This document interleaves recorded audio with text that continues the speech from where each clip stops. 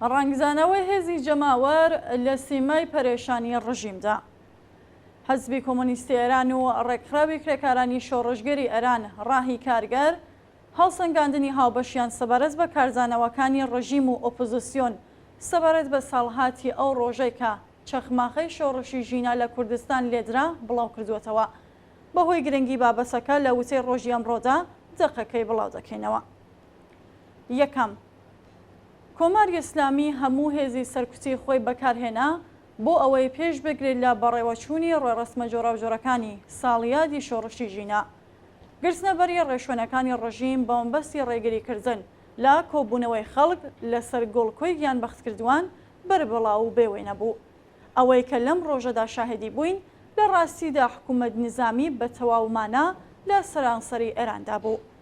بەربڵاوترینی ئەو ڕێشوێنانە لە شاری سەقز شوێنی لەجایکبوونی ژینا ئەمینی ئەو ناوەی کە بوو بە ڕەمزی شۆڕش ڕەشاوکرا.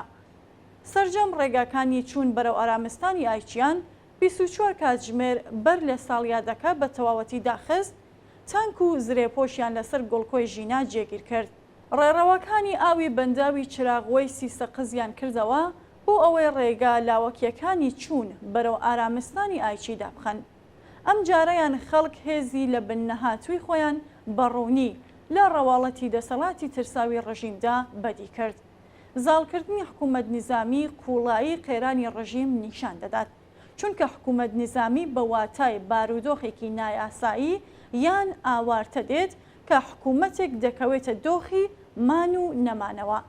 هەر بۆیە بە پێچەوانەی ئەدعاکانی ڕژیم حکوومەت نظامی دەرخەری بەهێزبوونی شۆڕشی ژینا و جاماوی و بێدەسەڵاتی ڕژیمە. دووهەم، بانگەوازی مانگرتنی سیاسی گشتی بۆ بەرزڕاگرتنی ساڵیادی شۆڕشی ژن ژیان ئازادی لە کوردستان وەڵامی شایستەی خۆی وەرگرتەوە. سەرەڕای سەرکوت و میلیتاریزەکردنی تەواوەتی ناوچە کوردنشینەکان مانگرتنی گشتی هەنگاوێکی زۆر سەرکەوت و درەوشاوە بوو بەرەو ڕووبوونەوە لەگەڵ دۆخی ئاوارتە یان حکوومەت نظامی. سەرکەوتنی ئەو مانگرتنە بەرهەمی هەوڵ و تێکۆشانی بەردەوامی ڕێکخراوە جەماوەری مەدەنی و ڕێکخراوەکانی شوێنی کار و ژیانن کە خاوەنی ئەزموونی درێژماوەی کاری ڕێکخستن و سازماندان و دەتوانن نمونە و سەرچەشنێک بن بۆ بەرەو ڕووبوونەوە لەگەڵ ڕژیمی دژە خەڵکی دەسەڵاتدار. مانگرتنی سیاسی گشتی نەرێتێکی جێکەوتووە لە کۆمەڵگای کوردستاندا. ئەم جارەش خەڵک هێزی خەباتی یەکگرتوانەی خۆیان لەم فۆرمە ناڕزایەتیە سیاسیەدا بەڕوونی نیشاندا. سێهەم، بەڵام سەرەڕای ئەوەش هێشتا لە ڕێگەی گەیشتن بە سەرکەوتنی کۆتایی گەلێک قۆناغی دیکەمان لە پێشدایەکە دەبێت بە وشیاری سیاسی و بە هەمان ئێرادە و ورەی خەباتکارانەی پێشووە خۆمان بۆ تێپەڕبوون لێیان ئامادە بکەین. نەرمی نواندن لە تاکتیکەکاندا بە ئاراستەی استراتێژیەکی ڕوون یەکێکە لە پێداویستیەکانی سەرکەوتنمان. مانگرتنی گشتی وەک یەکێک لەو تاکتیکانە کاریگەری خۆی لە بەرامبەر کۆماری ئیسلامی و زەمینگیرکردن و ناچالاکردنی هێزە سەرکوتگەرەکاندا نیشانداوە.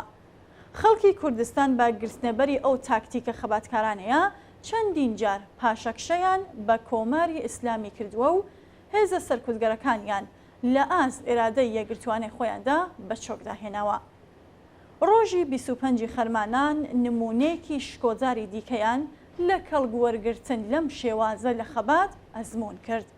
ئەم مانگرتنە جارێکی تر بەڕوونی ڕەواڵەتی جەماوەری بوون و کۆمەڵایەتی بوونی ئەم ئاخێزەی ئێستای دژ بە نیزامی ئیسلامی و بۆ بنیادنانی جاهاتوویەکی باشتر بە خەڵکی جیهان نیشاندا.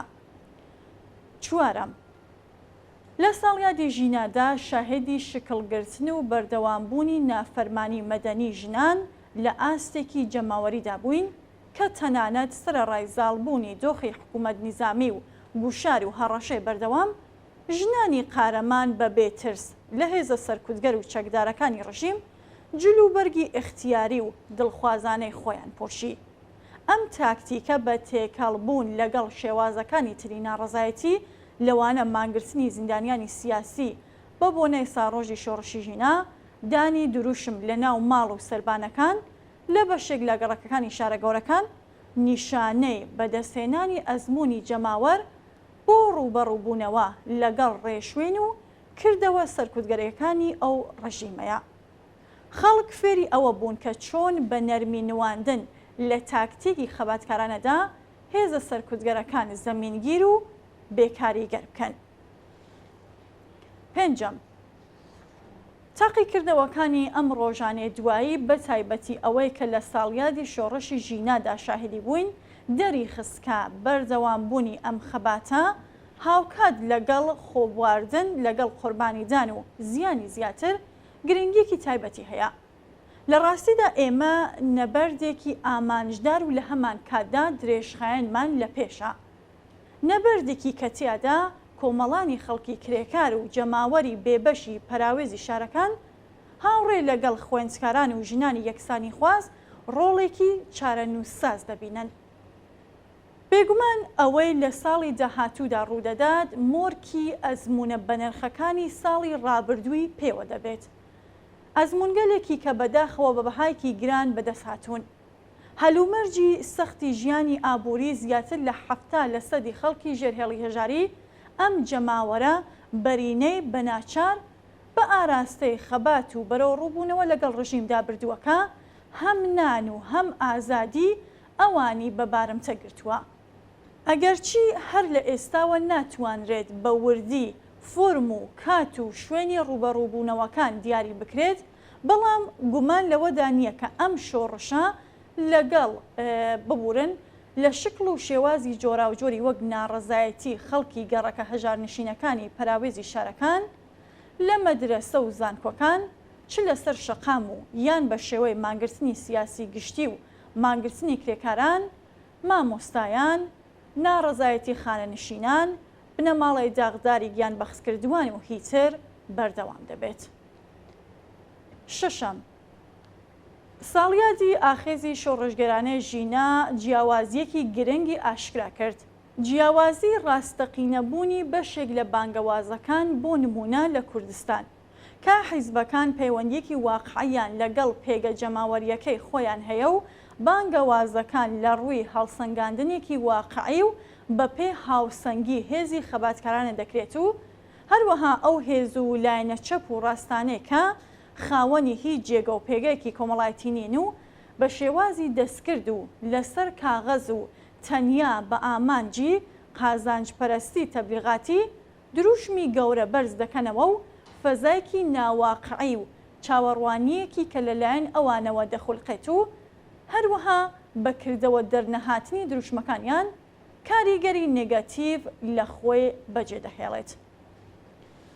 حوتەم، لە دەرەوەی وڵاتیش ئێرانیەکان لە زۆربەی وڵاتەکان بە بەڕێوەبردننی ئاکسیۆن و کۆڕ و کۆمەڵی شکۆدار هاوسۆزی و هاوپشتی خۆیان لەگەڵ ساڵیادی ئاخێزی شۆڕژگەرانەی ژینە ڕاگەیاند کە تیاندا حوزوری هێزە چەپ و پێشکەوتن خوازەکان گەلێک بەرچاو و جێگای پێزانین بوو. بەڵام پێکهاتنی هەماهەنگی سەراسەری هەرچی زیاتر لە نێوانیاندا پێویستیەکی هەنووکەیە کە دەبێ هەموو هێز و لایەنە بەرپرسەکان لە بەرچاوی بگرن.